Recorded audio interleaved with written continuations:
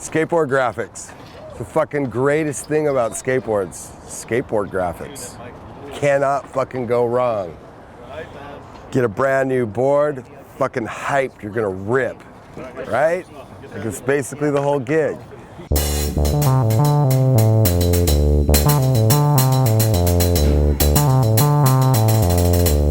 And what is it that the youth of today wants, Alan? This gore type of blood and bullets and, you know, death and being crushed and your brains coming out the ear and that skull with the dagger through and the snot. And you know what I'm saying? I mean, it's that death, gore, dismemberment, whole type of go for it type of thing. I mean, that's, after all, that is what skateboarding is all about. Welcome back to the Letters. Season 9. 9. 8th year, season 9. Thank the Lord and pass the ammunition. We're here with Sean Cliver. We're going to talk about board graphics. Board graphics? Is that it? Skateboard art? Sure. Like, what drove you to do the book and to get into all of that? Like around about 2000, 2001, up until the point, there had been a couple books put out about skateboards and skateboard graphics, and they were total shit. And they were getting facts wrong, stories wrong. It was like, there was just so much history there. I wanted to try and preserve it while everybody's memories were still intact. Sort of intact. Yeah.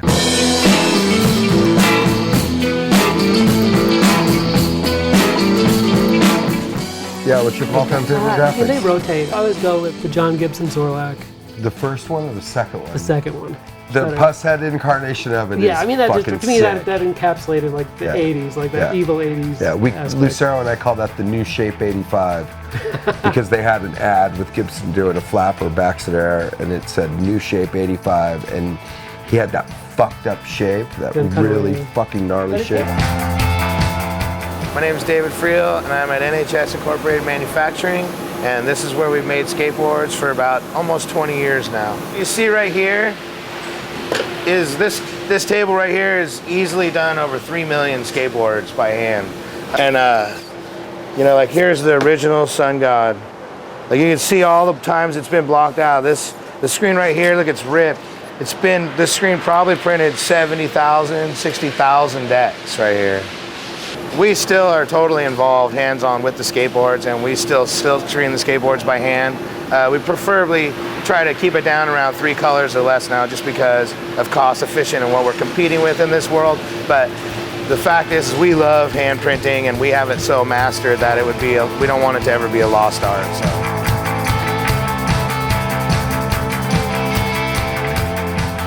My all-time favorite board is, it's a consolidated board, and it's a white rabbit cutting his foot off and handing it to another rabbit and saying, here, take this, it's good luck. Look it, dude.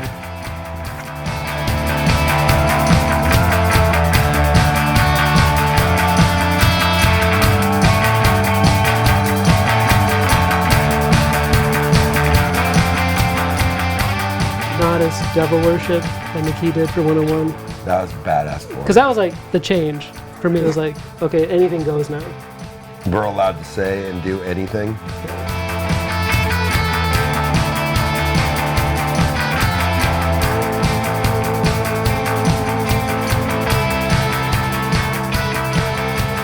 You and your buddy fucking Mark did by far the best skateboard graphics in all of skateboarding, bar none. You won.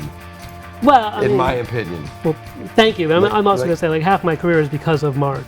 You know, because most people think I did his graphics. The body of work that they generated has such a like-minded aesthetic, you know, coming from doing the World and Blind and everything that was happening in those early 90s, in a lot of ways opened the door for people like me.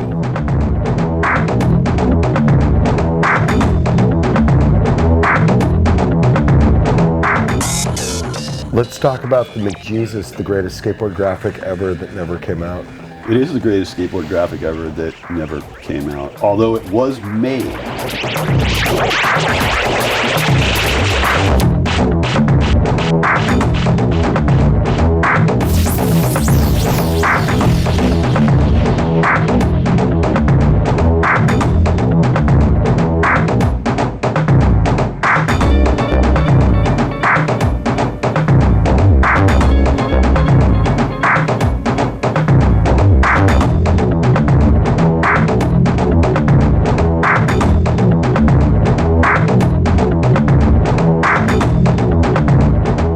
Up until '78, a lot of the boards were mostly logo types, just real words on wood. Companies like Sims, Santa Cruz, Logan Earthski, even Powell, but they were all primarily just logos, one color, two colors. Dogtown was the one that really Started drawing. put your iconic center graphic. Like, Wes Humpston is commonly referred to as the godfather of skateboard graphics. And Powell wasn't far behind with Skull and Sword. So Cortland Johnson, aka VCJ, was I think he was at Powell for like 10 years or more. And he did all of those beautiful scratchboard drawings, that etched look drawing. He did the dragon, he did Skull and Sword, and then they hired Cliver, and basically the day that Cliver arrived was the day that Cortland Johnson had left. So Cliver took over and worked at Powell for a little while there. And what was your favorite shit you did for Powell? Probably my first graphic I did, which was Ray Barbie's first board. Is that the ragdoll? The ragdoll with the cards? The one that kind of broke the VCJ lineage.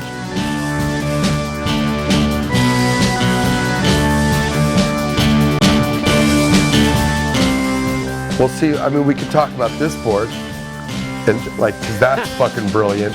That's almost as good as this. Not quite as good as this.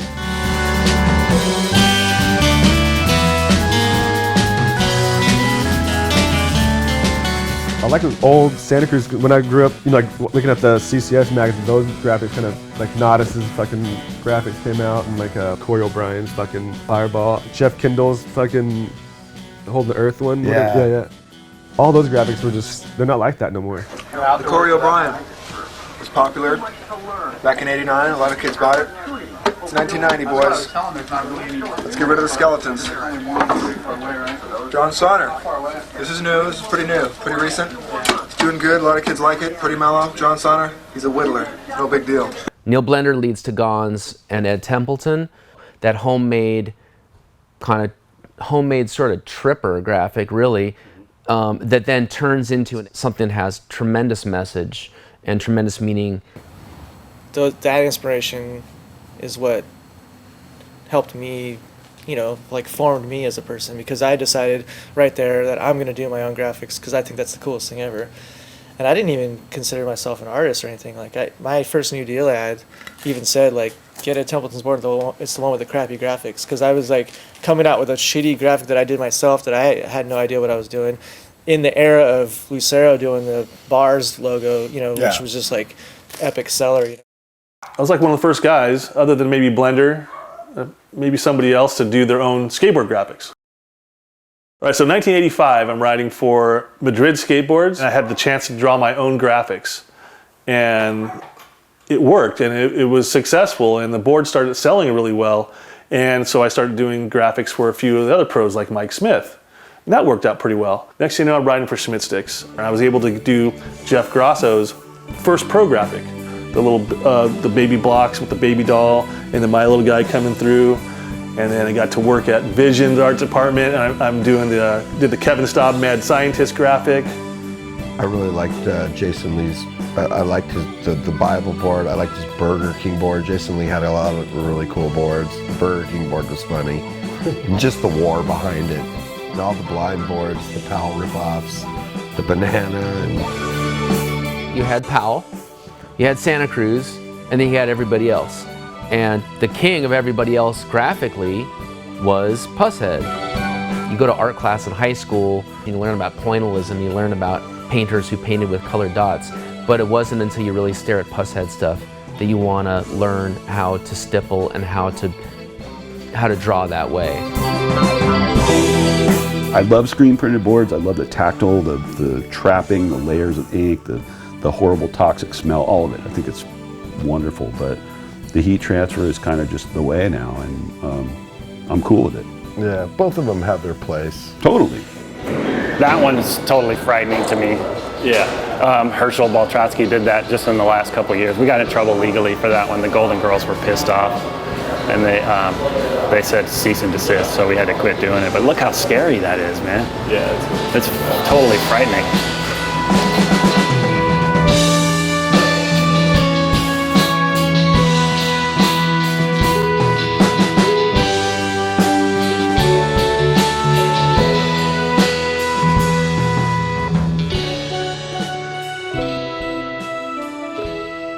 This has been Skateboard Graphics. We hope you have enjoyed. Turn this shit off and go skateboarding. What are you doing here? Talking about skateboard graphics. Jesus Christ. The world's outside. Go. Beat it. Thanks. Late.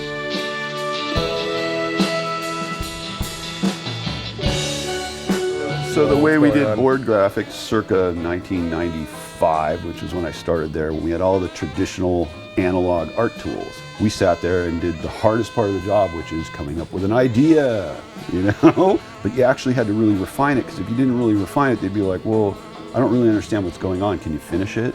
So you basically did a shit ton of graphics first that never got made. So finally you arrive at the art and take a full-size piece of illustration board and draw and ink out the line art for the board graphic. You clean it all up with whiteout and make sure all the lines are perfect. You go into the dark room and you lay it on this table, and there's a big stat camera. And because the stat camera could only accommodate an 11 by 14 transparency, you had to shoot it 3 times to get the whole graphic. You run these sheets of the transparency through the developer, you come out with clear film with the black line art on it. And then you got to take that and make sure that it's all completely opaque so they can burn a silk screen. Then you put that on a table, on a light box, and you lay these sheets of Rubylith over the top. It's orange film that's on a clear backing, and then you carefully, without cutting through both layers, take an X-Acto blade and cut all the shape of the first color where that goes on the board. You do that 6 times, because there's 6 colors was the max that there was. And then you had to put little registration marks on each one of those sheets that exactly lined up with the sheet below and the sheet below and the sheet below all the way down to the main thing. And then you pack it all up in an envelope and you put a color comp on the outside and you spec out all the Pantone colors and you drive over to print time and you hand it to the guy at print time. You say, here's the new graphic. And then you do this.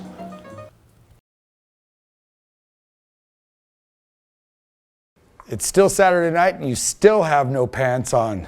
Season 9. Click here.